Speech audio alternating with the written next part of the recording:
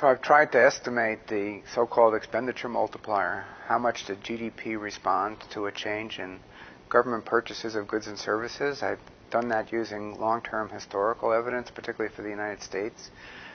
So I estimate that there's a positive effect, but it's pretty small and less than 1-to-1 in particular, which is important in this context. So if I apply that to the U.S.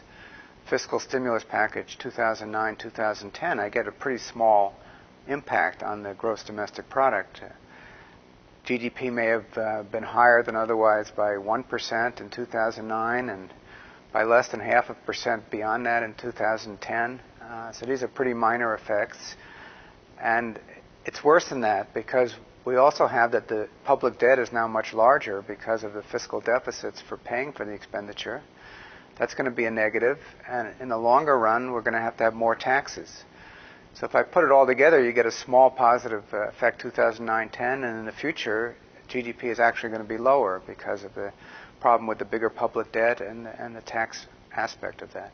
Given the fiscal deficit, it would have been better to put it all on the tax side and not on the side of higher expenditures. And on the tax side, also related to the research I've been doing, you should focus it on incentives, and that means cutting marginal income tax rates rather than just throwing money at people through tax and transfer programs, which is really what was in the 2009-10 stimulus package in the U.S. case. These very large countries have grown rapidly, whereas before 1980 for China, before 1990 for India, they weren't growing so rapidly. You're talking about taking millions of people out of poverty, and that's been the biggest factor contributing to actually a reduction in world poverty numbers, particularly when considered as a ratio to the world population. In contrast, the big failure in that period has been in sub-Saharan Africa, most notably in Nigeria, which is the biggest country in Africa. And those have been countries that have been big beneficiaries of foreign aid, and it hasn't really helped there.